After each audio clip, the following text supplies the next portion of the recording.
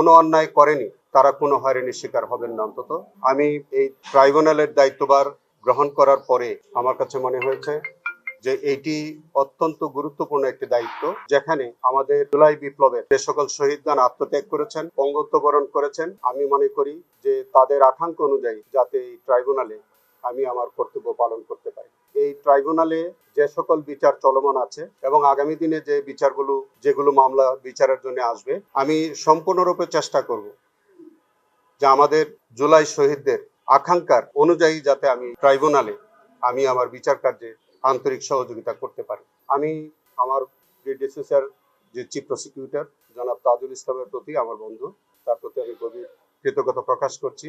তিনি আজকে আমাকে দায়িত্বভার অর্পণ করেছেন, এই জন্য তার প্রতি আমি কৃতজ্ঞতা প্রকাশ করি।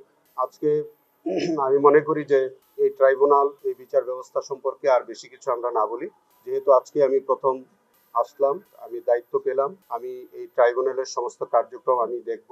নিশ্চয়ই আপনাদের সাথে বারবার দেখা হবে, কথা হবে। এই ট্রাইব্যুনালের কার্যক্রম নিয়ে আপনাদের সাথে আমরা বারবার মুখোমুখি হব।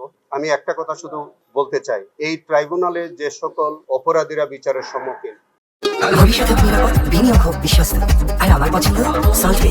Welcome to salt pay.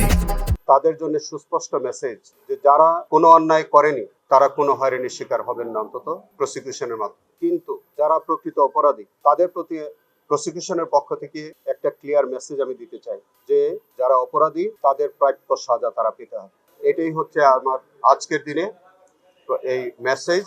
এবং এই বিষয়ে আমার পূর্বতন প্রসিকিউশন টিম যেভাবে কাজ করেছে আমি একইভাবে কাজ করব, এবং আমি আমার দক্ষতা এবং আমার মেধা জ্ঞান সমস্ত কিছু প্রয়োগ করে আমি আরো দক্ষতার সাথে এই মামলাগুলো পরিচালনা করতে আমি সব চেষ্টা করব। আপনাদের সকলের সাহায্য চাই, আমি আমার দেশবাসীর দোয়া চাই।